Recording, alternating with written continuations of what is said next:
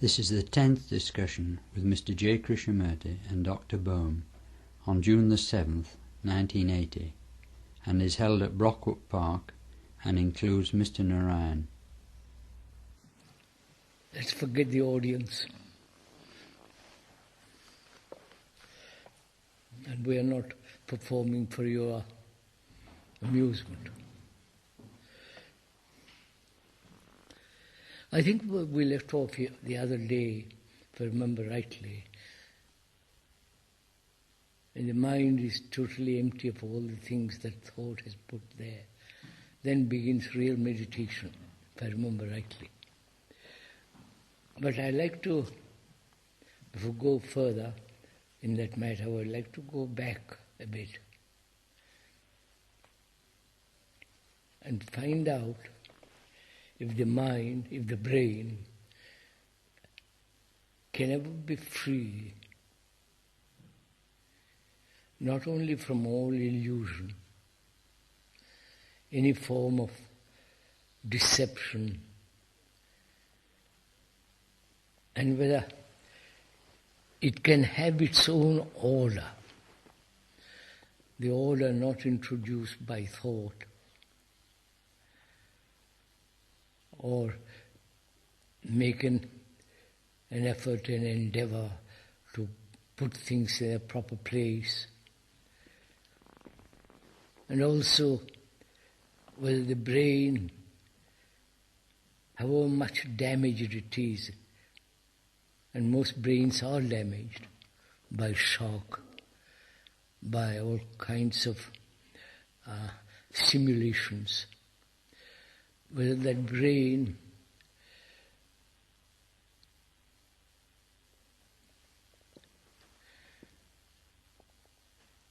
can heal itself completely.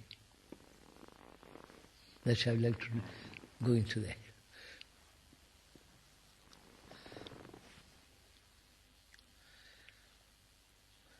So first let's begin by asking, if I may ask,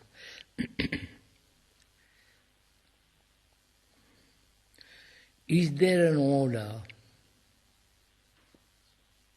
which is not man-made, which is not the result of calculated order out of disturbance, an order that is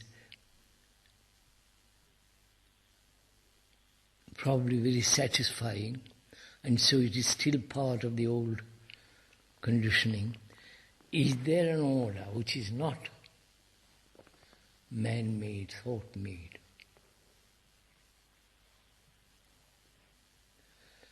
Are you referring to the mind? You say that, you can say the order of nature that exists on its own. The order of nature is order. Yes, not made by man. By man. But I'm not talking of such. I don't think I'm not sure that it is that kind of order it is. Is there cosmic order? Right, but that's still the same thing in the sense that you expand. The word cosmic would ordinarily mean to... Cosmic means order. It means order, but the whole order. Whole order, I mean that. And which includes the order of the universe and the order of the mind. Right? Yes. What I'm trying to find out is there order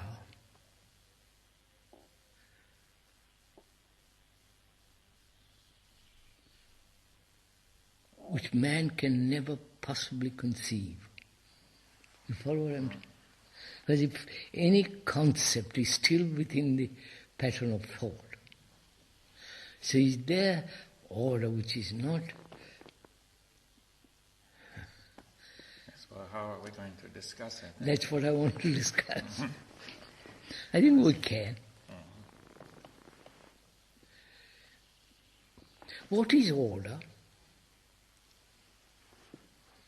I thought just discussing it. You were discussing what? At the table. there is At lunchtime? At lunch.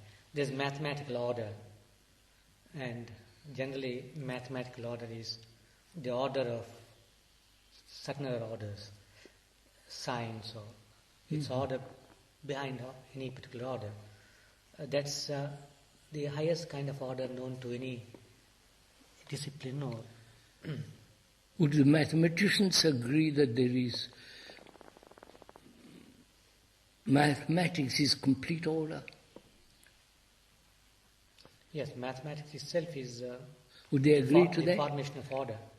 Would they agree to that? Well, I think it depends on the mathematician, but there's a well-known mathematician called von Neumann who defined mathematics as the relationship of relationships, which really he meant by relationship order, to say that it is order working within the field of order itself and not on something else. Right? Order working in the field of order. Yes. Rather than working on some object. Yes, that's what I'm trying to get at. And so they try to, the most creative mathematicians are having a perception of this, which may be called pure order. Pure order. But of course it's limited to a certain, it does not, it's still limited because it has to be expressed mathematically, Of course. in terms of formulae or equations.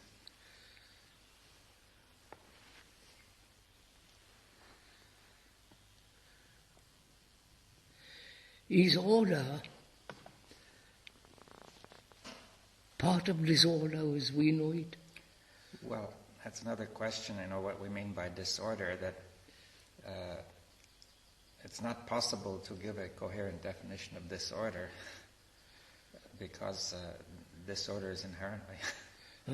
You cannot give a coherent account. Why not? Well, because disorder is what violates order. You see, that is...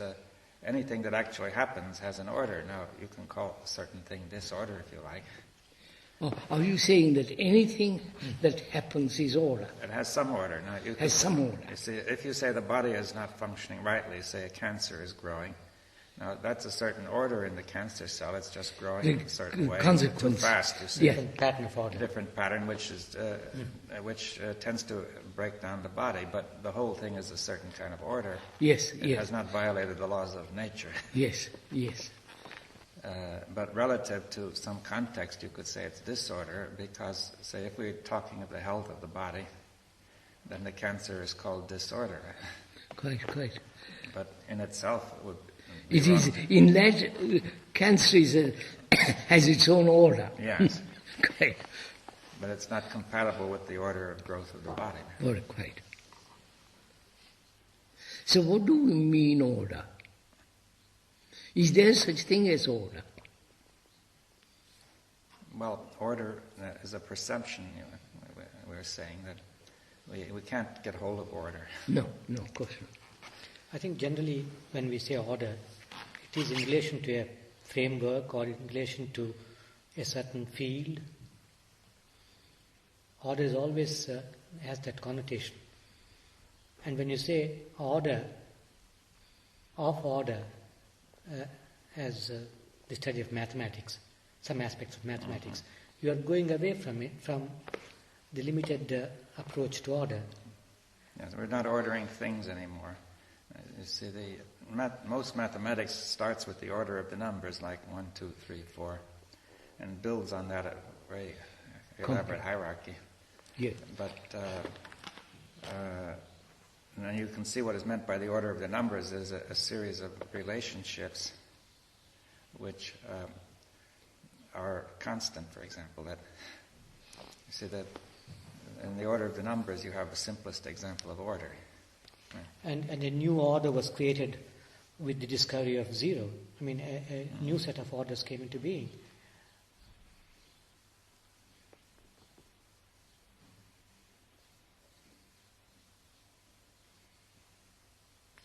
And is mathematical order and the order in nature a part of the a bigger field,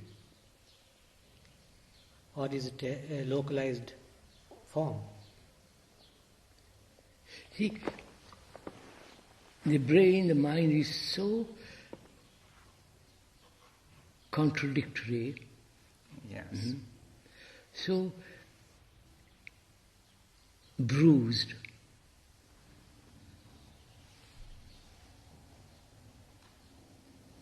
It can't find order.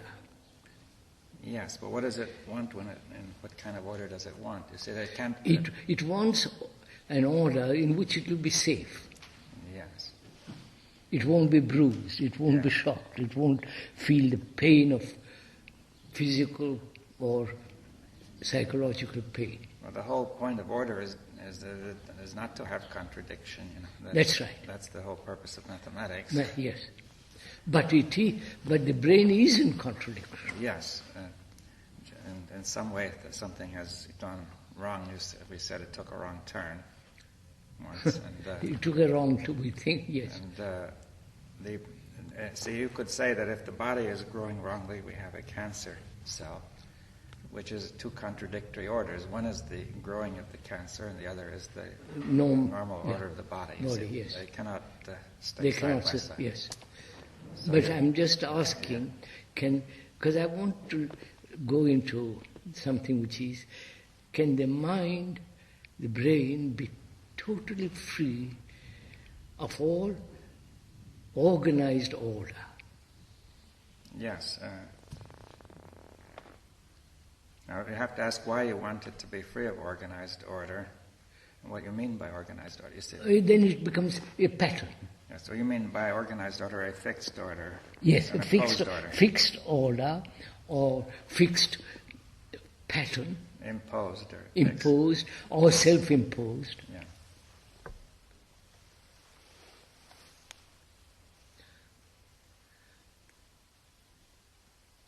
Because we're trying to investigate, at least I'm trying to find out,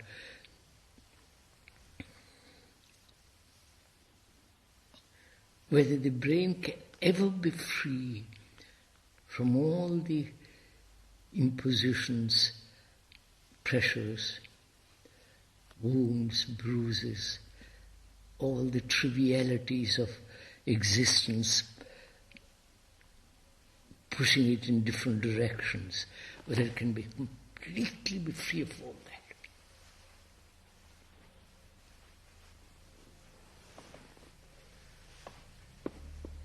If it cannot,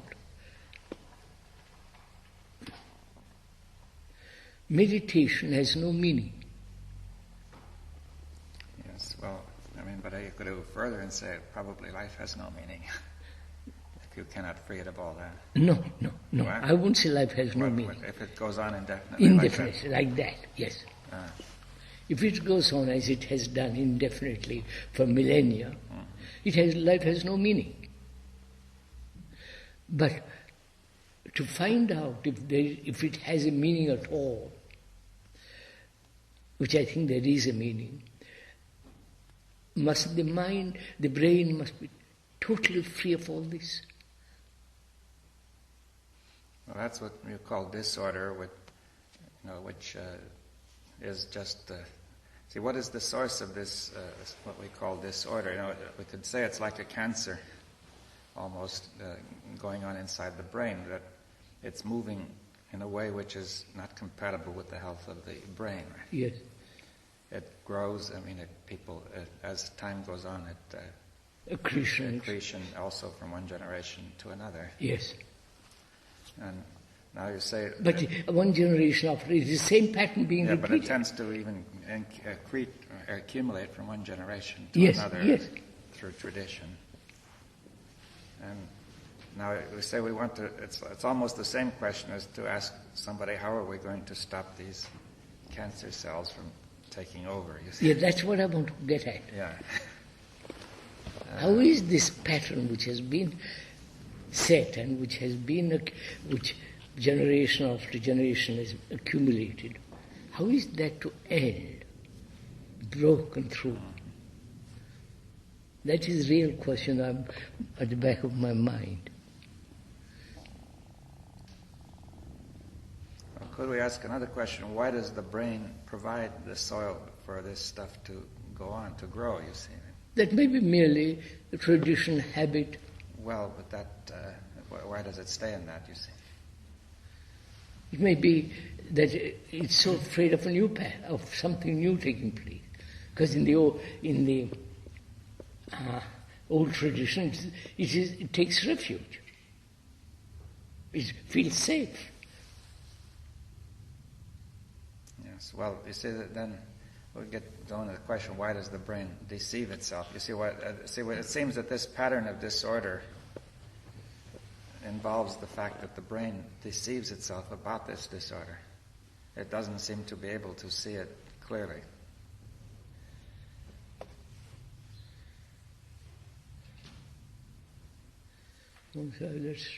Also, when you say order, in my mind, there is an intelligence behind an order which makes use of it. I have a certain purpose, I create an order, and when the purpose is over, I set aside that order. So, order has an intelligence which works it out. In usual parlance, that is the connotation. But you are referring to something else. I am asking whether this pattern of generations can be broken, and why the brain has accepted that pattern in spite of all the conflict, misery, and goes on in the same way. And is it possible to break that pattern? That's what I'm really asking. Yes, I'm saying the same thing in a different way. If an order has served its purpose, can it be put aside because it is no longer... But apparently it can't. It's no longer useful or adequate. But apparently it can't. Psychologically, we're talking, it can't. It doesn't. Take an ordinary human being like any of us, it goes on. Repeating fears, sorrow, misery, all that it's part of its daily meal. And Dr. Bohm asks, why does it go on? Why doesn't it break through? And we say, is it so heavily conditioned that it cannot see its way out of it? Or it may be merely constant repetition. So the brain has become dull. So the momentum of repetition is there. Yes. And you can't get out of that it. moment of repetition makes the mind sluggish, mechanical. And in that mechanical sluggishness, it says that it takes refuge and says, leave, it's all right, I can go on. That's what most human beings do.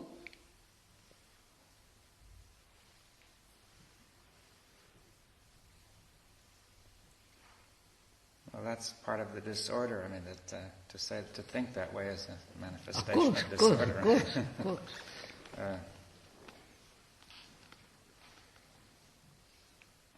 Do you connect order with intelligence, or is order something that exists on its own? Any kind of intelligence?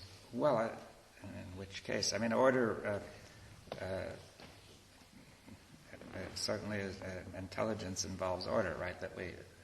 Intelligence requires the perception of order in an orderly way, without contradiction.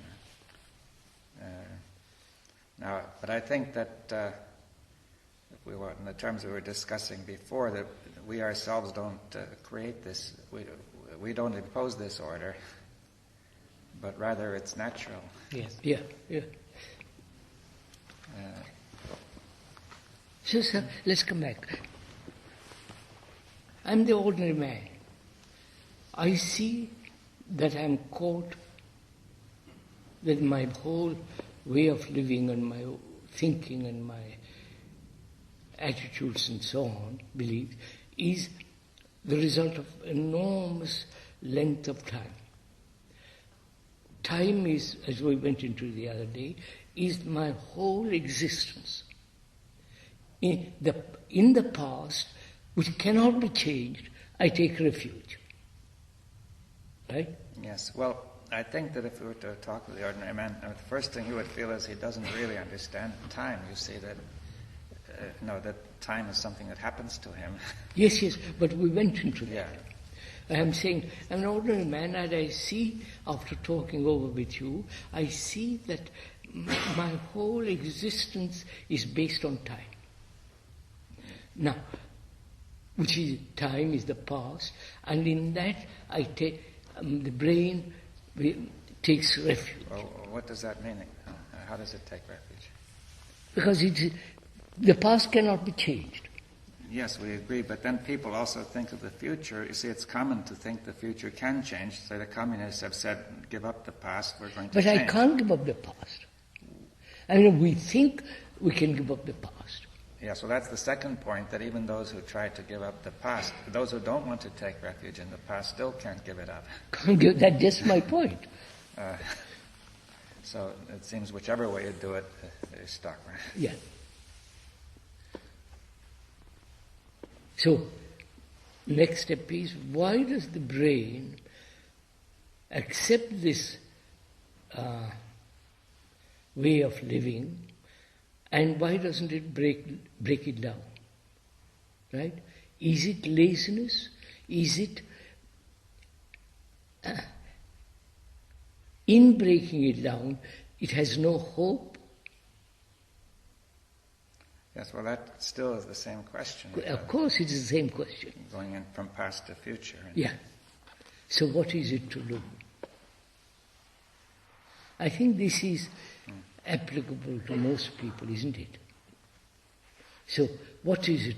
What is one? Well, you see, what is there to be done? We haven't understood why it does this, so it's not not clear what to say. You see that. Say this behavior is disorderly, irrational, and so on. And people have said, okay, let's give up the past, but we find we can't. We can't. Now, so why can't we? You see that? Why can't we give up the past? It's that. If I give up the past, I have no existence. Well, you have to clarify that, because some people would say... I mean, it's simple. If I give up all my remembrances, all yes. my etc., I have nothing. I am nothing. I think some people would look at it a little differently, that like the Marxists, like Marx himself said that that it is necessary to transform the conditions of human existence, and that will remove this past, you see. But it cannot, it has not done. Yes. It cannot be done. Well, that's because when he tries to transform it, he still works from the past. Yes, that's what I'm saying. Now, if you say don't depend on the past at all, then as you say, what are we going to do? Yes, I have nothing. Is that the reason why we cannot possibly give up the past? Because my existence, my way of thinking, my life, everything is from the past. And if you say wipe that out, what have I left? Yes, well, I think you could say that we obviously have to keep certain things from the past, like useful knowledge and technology. That we've gone through that. Now you could ask, suppose we keep that part of the past and wipe out all parts of the past which are contradictory. Which are all psychological, contradictory and so on. Yes. What is left? Just going to the office? There's nothing left. Is that the reason why we cannot give it up? Well, it's still a contradiction in that, because if you say what's left, you're still asking for the past. You see of course. But, I mean, are you saying simply that when people say they're giving up the past, they just simply they're not doing it because they're merely turning it into another question which avoids the issue? Because my whole being is the past. Yes, well, modified, changed, and so on, but it has its roots in the past. Yes. Now, if you told somebody, okay, give all that up, and in the future you will have something quite different, a lot better, then you might get, people would be attracted, right? But the better is still from the past. Well, if you say that, but see, perhaps it could even be open and creative. You see, the people want to be assured that at least something that is just going to be there. There is nothing. We want to be assured. I want to be assured, as a common man or as a human being, something to which I can cling to and that can hold on. Or look for, or reach look for. Forward, reach. Right. Yes, reach. I mean, they feel not that they're clinging to the past, but they're reaching for something. Yes. That's the common feeling. If I reach something, it is still the past. Huh? The past. Yes, though that's often not obvious because people say it's a big new revolutionary situation. But it has its roots in the past. Huh? Yeah. That's what I'm asking. As long as I have my roots in the past, there cannot be order. Because the past is pervaded with disorder. Right? Disorder.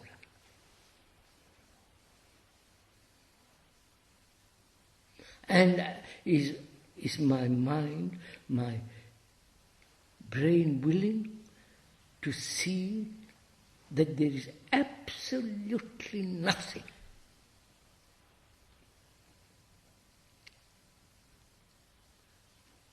If I give up the past, you follow, sir? Yes, and you say there's nothing to reach for.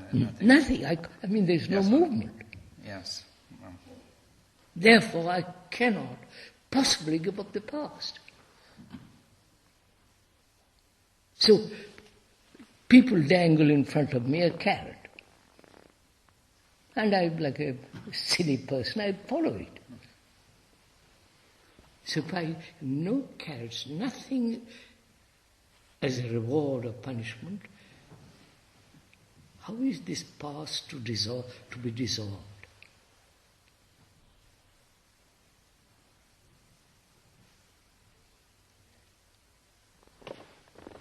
Because otherwise time is still,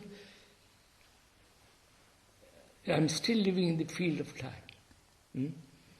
And therefore it's still man-made.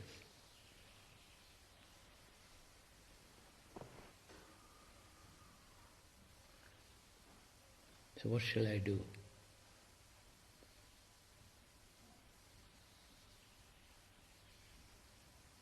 Am I willing to face absolute emptiness?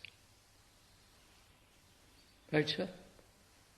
Yeah, well, what would you tell somebody who's not willing? He feels unable to. I'm not bothered. What do you mean? I mean, if somebody says, I'm sorry, I can't do all this nonsense, you say, well, carry on. But I'm willing to let my past go completely. This is, which means there is no effort, no reward, no punishment, no carrot, nothing. And the brain is willing to face this extraordinary state, totally new to it, of being, of existing in a state of nothingness. That is appallingly frightening.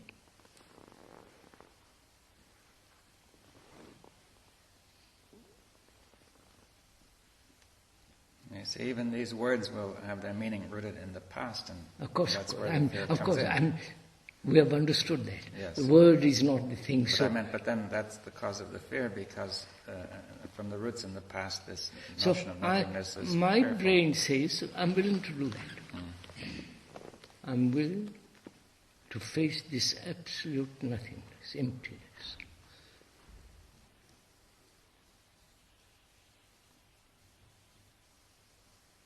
Because it has seen for itself all the refuges, the various places where it has taken refuge are illusions. So it has finished with all that. I think that this leaves out something we've been discussing. You also brought up the question of the damage or the scars to the brain. That's just... That the brain, if it were undamaged, possibly could do that more, fairly readily. Now, can I discover what has caused damage to the brain? One of the factors is strong emotions. Yes, a strong, sustained emotion. Yes. Strong, sustained emotion, like hatred. Yes. I mean, probably a flash of emotion doesn't do it, but people keep it up. Yeah, of course. Hatred, anger, fear, a sense of violence. There's obviously this are not only a shock, they wound the brain.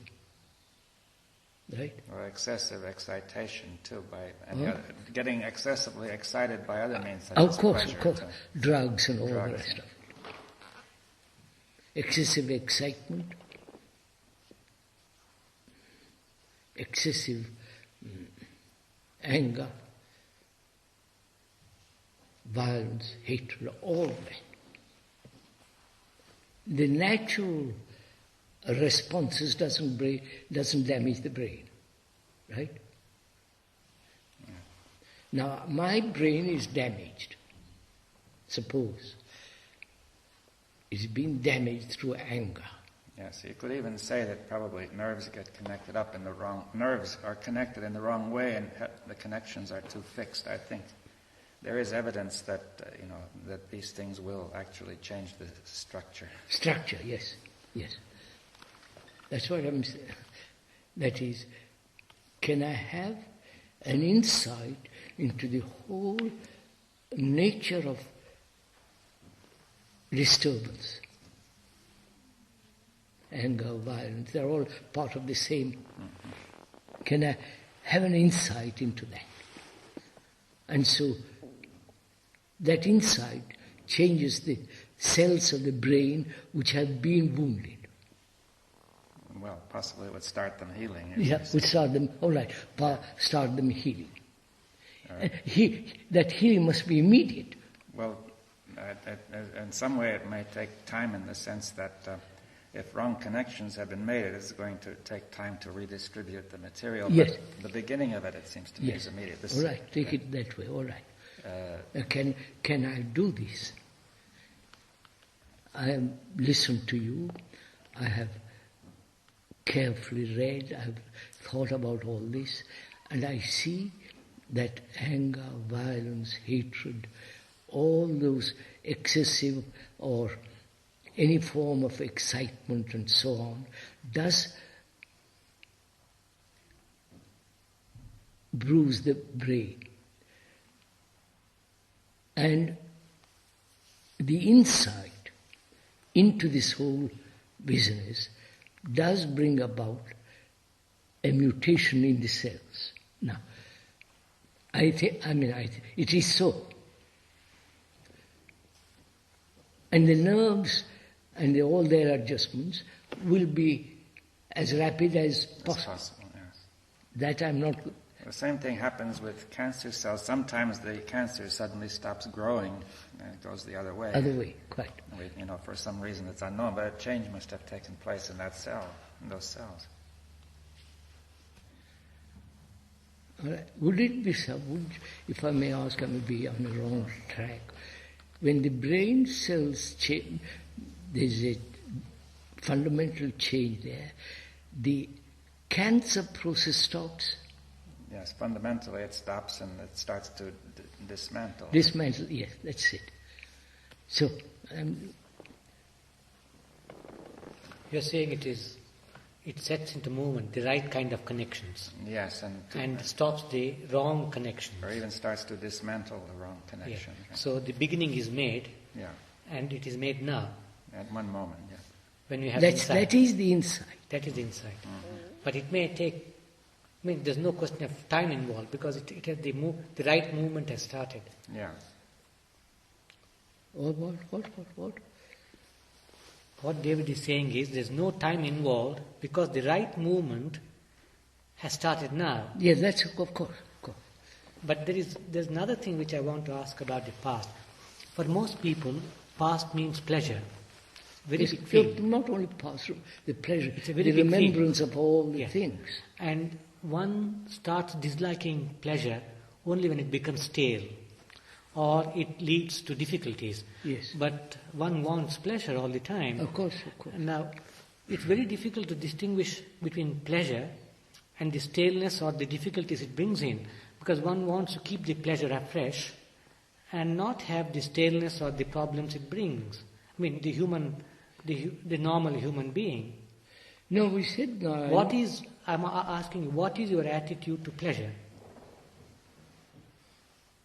What do you mean my attitude? How does one deal with this immense problem of pleasure in which most people are caught? Because that is the past. If you say... So, pleasure is always the past. Yes. But There is no pleasure at the moment it is happening. No. It comes in later when it's remembered. So that the remembrance is the past. And I said, I, as a human being, am willing to face nothingness, which means wipe out all that. How does one wipe out this tremendous instinct for pleasure? It almost seems to be an instinct. No, I went into it. We went into that, which is, what is the nature of pleasure? What is pleasure? It's a constant remembrance of And things of the thing past which have happened. Right? Well, and also the expectation of those that will happen. Of course. Always from the past. They usually made this distinction of pleasure and enjoyment. Yeah, I did. Yeah.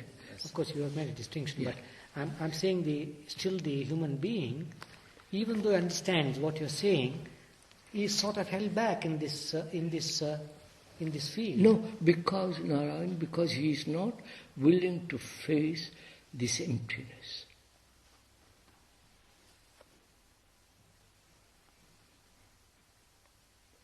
Pleasure is not compassion.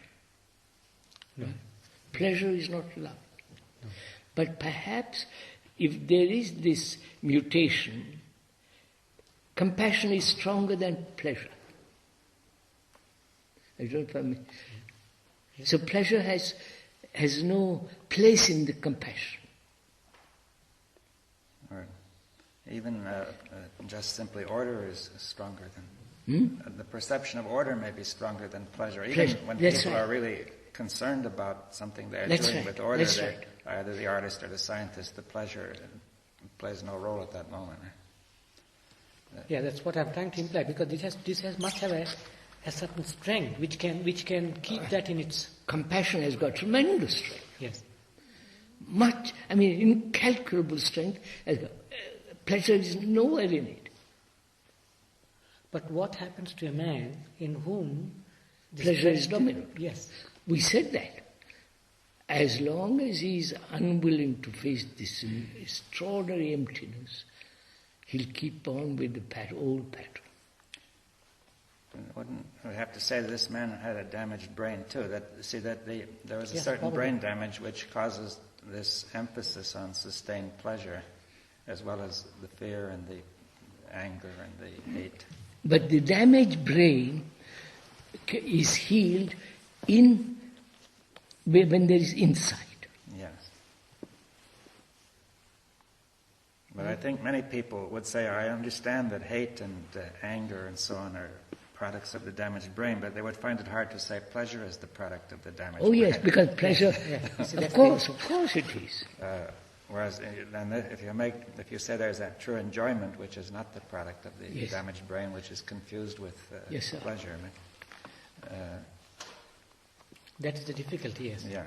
Because if pleasure gives rise to anger, anger is part of the part of the damaged brain. But and also the demand for pleasure. Yeah. which may give rise to anger and hatred and Of course, frustration and fear.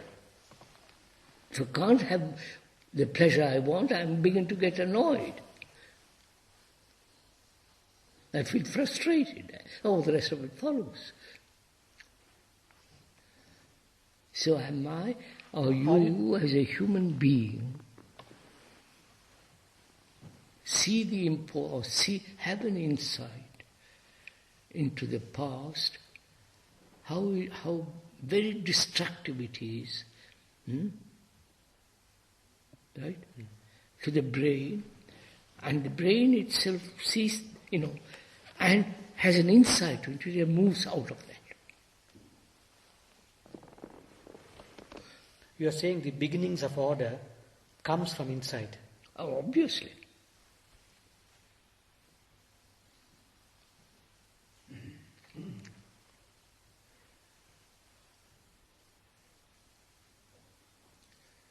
Actually, let's move from there. May I put it in a different way? Is it possible to gather a certain amount of order in a maybe sometimes in a Artificially? In a pattern sense, not artificially, so that it gives rise to certain amount of insight. Look at the. You cannot, through the false, find truth. Because I'm saying it on purpose, because for many people, the energy that is required for insight or the keenness is lacking. You are tremendously keen to earn a livelihood, to earn money, to do something, if you want interest in something. If you are interested vitally in this transformation, etc., and so on, you have the energy.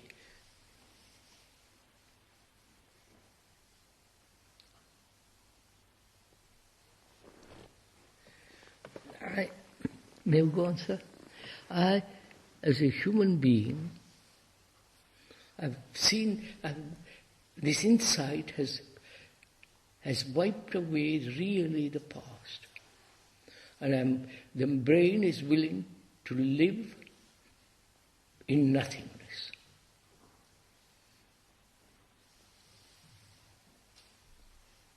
Right? We've come to this point several times from different directions. From there I want to go on. May we?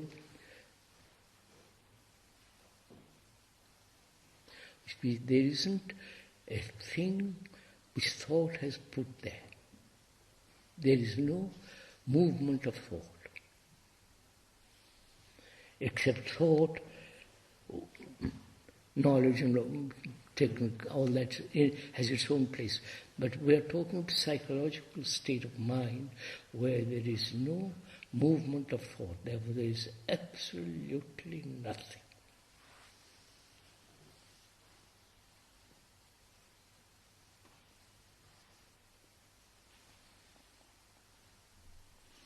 So you mean by that also no feeling then, don't you? See, the movement of thought and feeling are together. Is that what you mean?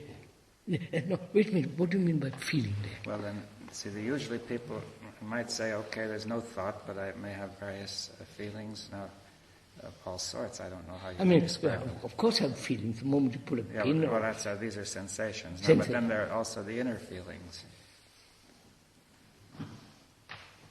Inner feelings of what?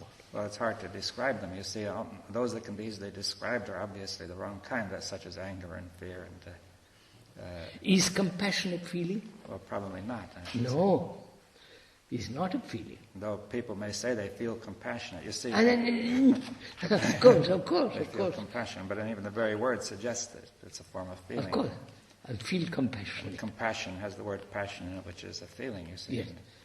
And no. Or can be taken in that meaning. So, you see, it's a difficult question. You could say that what are usually called feelings, anyway, those things that could be recognized as feelings of a describable character. So let's go into that a little bit.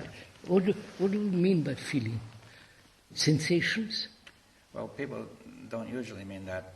See, the sensation is connected with, say, the body. Body senses.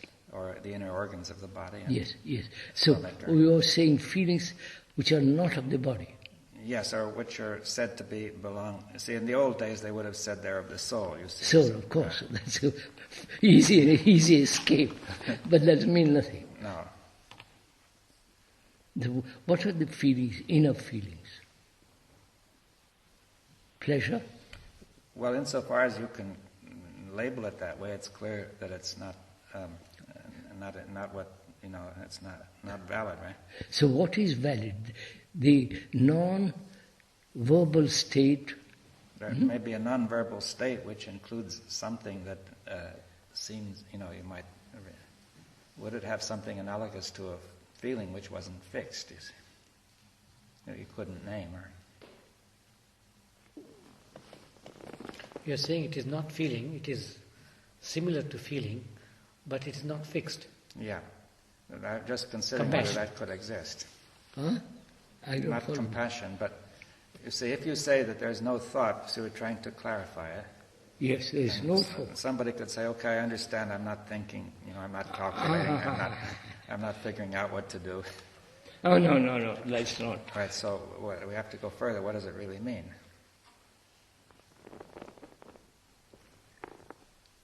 All right, what it really means is thought is movement, thought is time, right? There is no time and thought. Yes, well, perhaps no sense of the existence of an entity inside. For example, that might be called a feeling, right? Absolutely, of course, Right? of course. Yes, so that's what I was The trying to get existence at. of an entity is the bundle of memories. Yes, past. but that existence is not only thought, thinking about it, but also the feeling that it is there inside, right? Inside, yeah. You get a sort of of course. feeling, right? That is, there is no being. Yeah. Otherwise, you follow, you were not the mind, there is nothing. If there is a feeling of the being continuing, Yes, even though it doesn't seem verbalizable. of course it's, that's. I wonder if we are caught in an illusion that there is such a state. Well, it may be. You see, there would be a state, you say without will, you say without desire. Of course, and all those are gone. Yes, but now how do we know that this state is real, you say is genuine? Now, that's what I'm asking. How do I know or realize or state that it is so?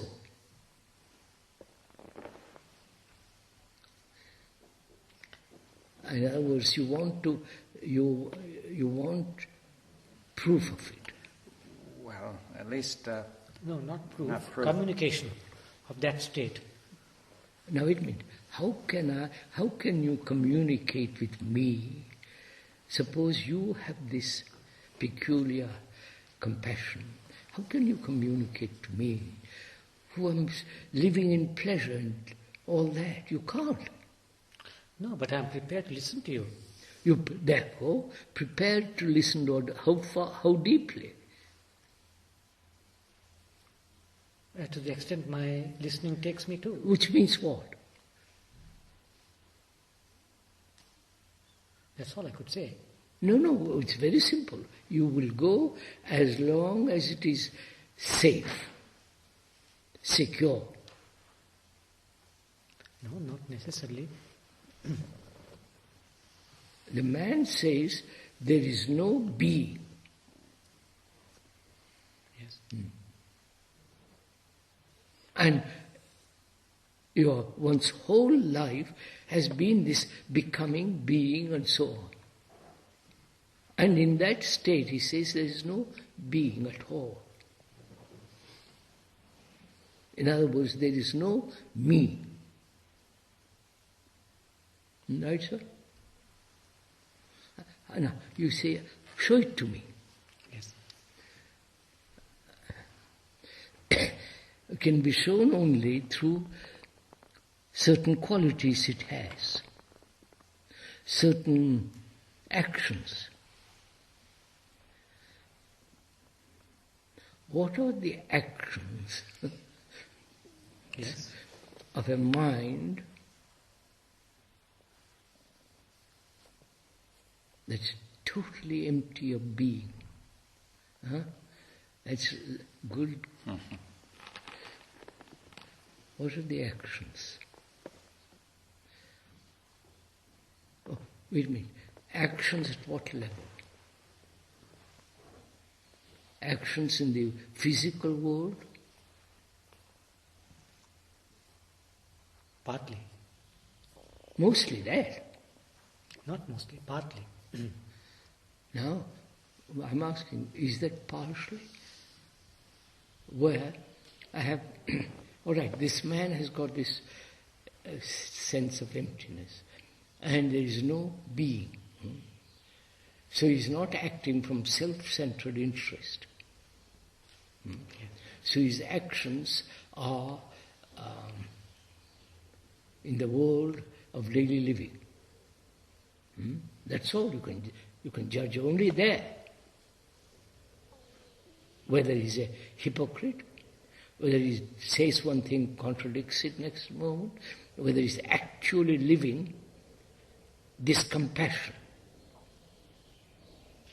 Not I feel But if you're not doing the same, you can't tell. You see that. That just is, that's what I'm That's saying. why it's limited. I can't judge you. You can't. I can't judge you there. You can't. So how can you convey to me in words that peculiar quality of the mind? You can describe, you can, go around it, but you can't give the essence of it.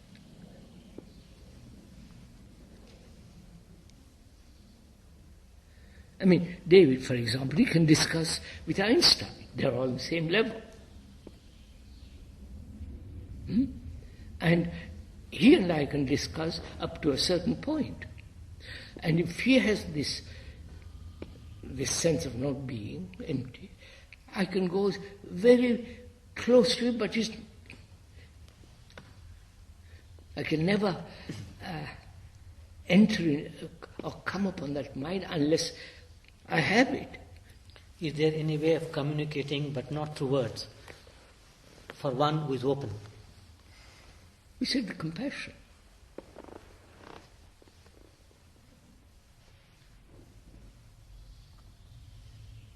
It's not, as David put it just now, it's not, I feel compassionate. Then that's altogether wrong.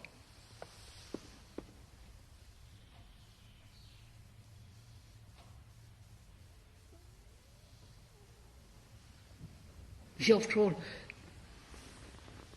in daily life, such a mind acts without the me, without the ego.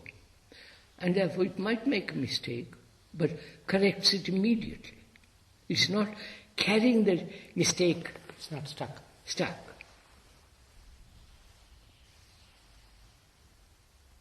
Which must be very careful here not to find an excuse for wrong. Yeah.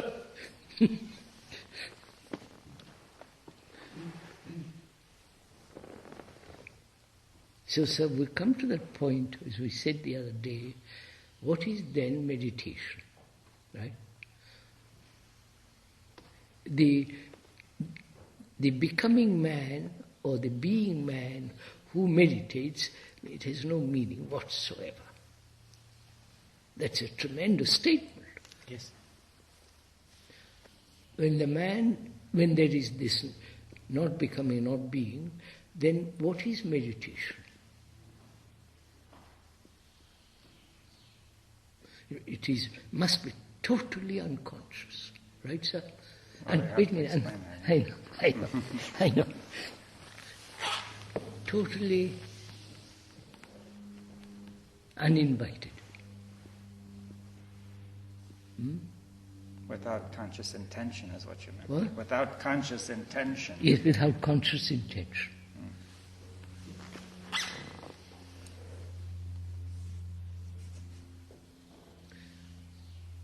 Yes, I think this is right. Well, Would you say, sir, sounds silly, but the universe cosmic order, is in meditation.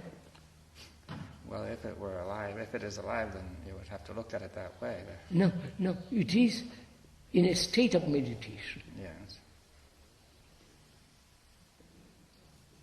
I think that's right. Well, I go by that. If you say, see, we should try to go over what is meditation. You see, what is it doing?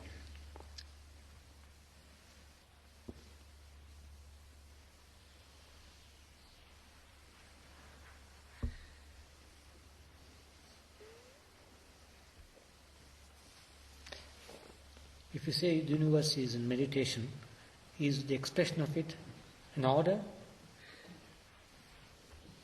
And what order can we discern, which would indicate cosmic meditation or universal meditation? Sunrise and sunset is order. All the stars, the planets, the whole thing is in perfect order. But we have to connect this with meditation. You see, now, that's why I didn't want. He's bringing the word order. But see, according to the dictionary, the meaning of meditation is to reflect. To reflect, to turn something over in your mind, and to pay close attention. And also to measure. That's a further meaning, but it's to weigh and to ponder. It means measure in the sense of weighing and pondering. That's it. And ponder, think over, and so on. To weigh the significance and so on. Now, is that what you mean? No. Yeah, then why do you use the word? I'm told that in English, contemplation has a different connotation from meditation. Contemplation implies a deeper state of mind, whereas meditation is... to contemplate. That's what I was told. Oh, yes, that's hard to know. The word contemplate comes from the word temple, really. Yes, that's right. To make an open space, really. Its basic meaning, to sort of create an open space so you can look at it. Is that open space between God and me so that you can... No, that's the way the word arose. Arose, quite. From temple. Temple, space. Which means an open space. Yeah, temple. The Sanskrit word dhyana doesn't have the same connotation as meditation. Dhyana? No. Because meditation has the overtones of measurement. And probably in an oblique way that measurement is order. No, I don't want to bring in order. Leave the word order out. We have been through that. We've beaten that to death. I'll just ask why you use the word meditation. Let's use the word meditation. Well, let's find out what is meant by what you really mean here.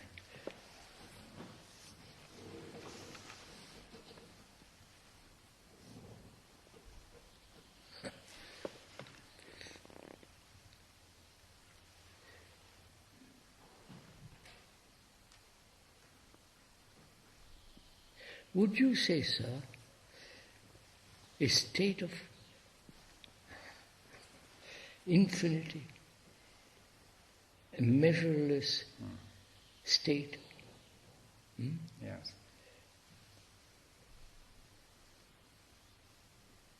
There is no division of any kind in it.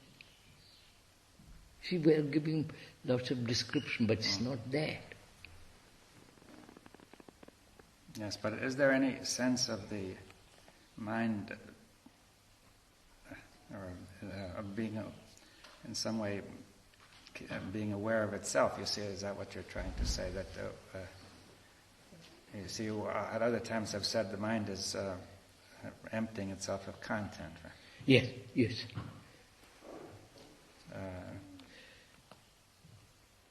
What are you trying to get? Well, I'm trying to get at that it's not merely infinite, but it seems to be something more is involved. Oh, much more. That's what I'm...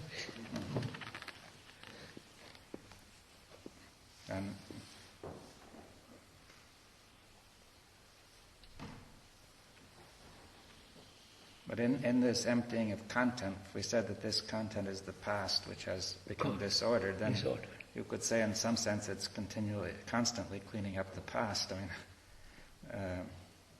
mean, would you agree to that? It's constantly cleaning up the past? Yeah. No. Then what you see, when you say the mind is emptying itself of content. Has emptied itself. It has emptied itself. Yeah. All right, then we say when the past is cleaned up, yes. Then you say that is meditation. That is meditation. Well, contemplation from what? That's the beginning. Is it the beginning? Beginning of what? The emptying of the past. What? The emptying of the past. That must be done. Yes. Emptying which is anger, jealousy, beliefs, dogmas, attachments, all that is the content. If any part of that exists, it will inevitably lead to illusion. Right? So we said that the brain must be totally, or the mind, free of all illusion. Illusion brought by desire, by hope, by wanting security and all that.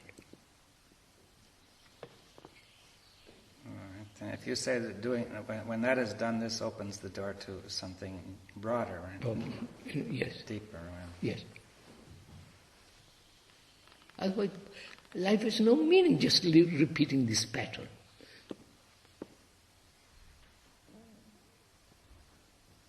Now I want to go into this. Right. It's 5 o'clock. What exactly did you mean when you say the universe is in meditation? Huh? You are trying to convey something when you say that the universe is in meditation. Yeah, I feel that way. Yeah. Yeah. Meditation is a state of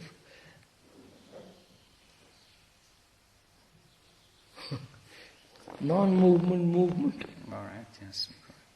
Is it a Well, could we say first of all, the universe is not governed by its past. No. The first point. Yes, sir. Right. Yes, sir. It's free and creative. Right? It's creative, moving. And and then this movement is in order.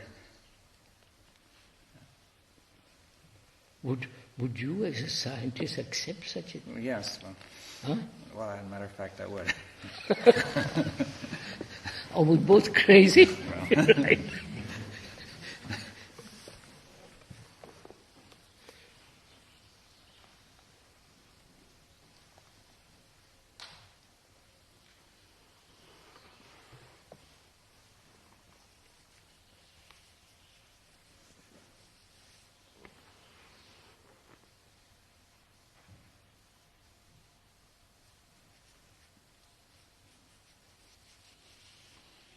You see, the universe creates certain forms which are relatively constant, so that if the people who look at it superficially only see that. Yes, it seems to be then determined from the past, right? Yes.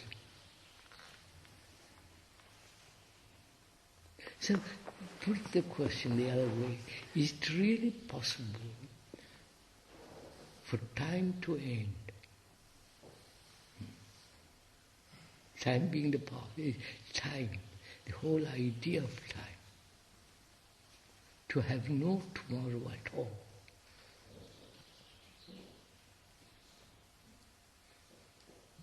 Of course, there is tomorrow. Mm-hmm. You have to go to talk in the morning and I have to, and so on. But there is tomorrow. But the feeling, the actual reality of having no tomorrow.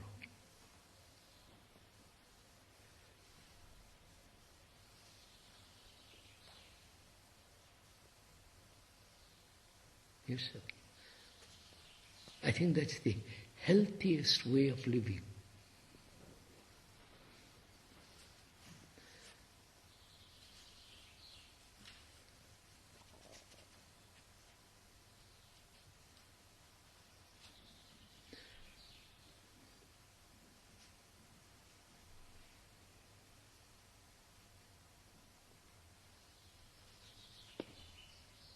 Which doesn't mean I become irresponsible. That's all. It's too childish. That's merely the question of the physical time. Yes, sir. It's a certain part of the natural order, Of course, that's understood. which we still have in mind. But the question is whether we have a sense of experiencing past and future. Yes. I'm saying, or whether we're free of that sense. Sir, is universe, as a scientist, I'm asking you, based on time? I would say no, but you see, the general way it's been formulated is that's all I otherwise. want. You Yes. say no. Yes. And can the brain, which has evolved in time, Well, has it evolved in time? And then you see that's a way of talking, but it has become entangled in time. all right. Entangled in time in some way, but entangled in time. because if you say the universe is not based on time, the brain is part of the universe. That, It can't be based really on time, right? no. The brain in the sense thought. The brain, the thought has entangled the brain in time. In time, all right. Can that entanglement be unraveled, freed, so that the universe is the mind? You follow what I'm saying? If the universe is not of time, can the mind, which has been entangled in time, unravel itself and so be the universe? You follow what I'm saying? Yes. Well, would you say And that that is order. that's order? Now, would you say that is meditation? Or That now comes you, out of meditation? Yeah. Now I would call that meditation. Yes. Not in the ordinary dictionary sense, ponder away Way and and all all that. That is state of meditation in which there is no element of the past. You say the mind is disentangling itself from time, and also really disentangling the brain from time. Yes, sir. And, Would you accept that? well, I can see that. Huh? Yes. As a theory? Yes, as a proposal. No, I don't want it as a What proposal. do you mean by a theory? Theory as somebody comes along and says this is real meditation. All right. Yeah. Right? Somebody says one can live this way and life has an extraordinary meaning in it, full of etc., compassion and so on. And every act in a world, in the physical world, can be corrected immediately and so on and so on. Would you, as a scientist, accept such a state? Or Yes. you say this man is cuckoo? No, I wouldn't say that. No, I feel that it's perfectly possible. Yes, no, it is quite compatible with anything that I know, right? That's all right. About nature, right? So one is not a unbalanced cuckoo. No, that's part of the entanglement is that science itself has put time into a fundamental position, and that has helped to entangle us still further. Yes, sir.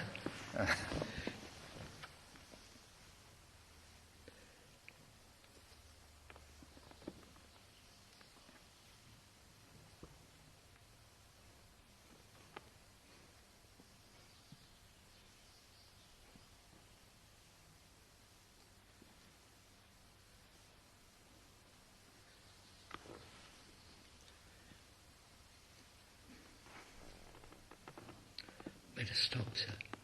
Shall we continue some more? When do you want to continue? Next Sunday. I'm going to be in America next Sunday. Oh, when do you go to America? Thursday. Oh, well, they can't continue. No, except by television. That's very simple. in the autumn, in Yes, September. September.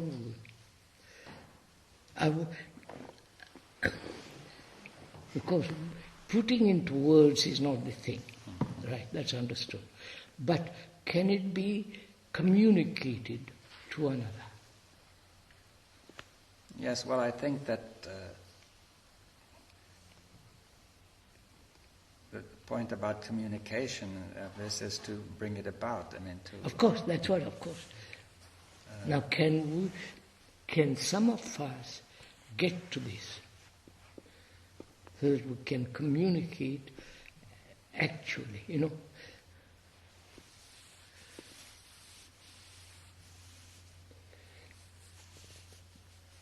Also, better stop.